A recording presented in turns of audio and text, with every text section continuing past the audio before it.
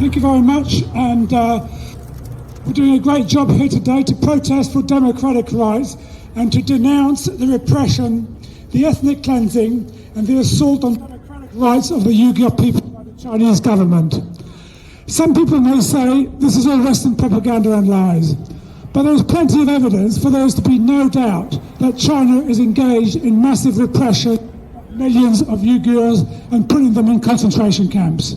So we should have no hesitation in fighting for democratic rights and against repression by the Chinese government against the Uyghurs. Fighting for democratic rights is something we should do around the world. We should support the fight for democratic rights in China and in Hong Kong. We should fight for democratic rights for the people of Palestine and Kurdistan.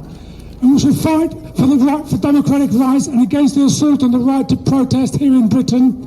And we should fight against the hostile environment for refugees. So we should be making no apologies that the Chinese regime is in a political trade or conflict with the US. Some people may say that because the United States and Britain are big imperialist countries and China in some way is not so bad, we should not be like with Westminster and Washington.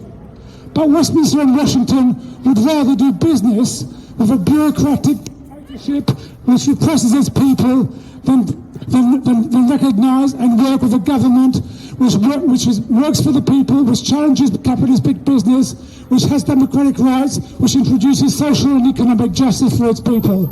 That's not the sort of government that they would want, because they would organise a coup against that, but they're prepared to work with the Chinese government or the government in Saudi Arabia.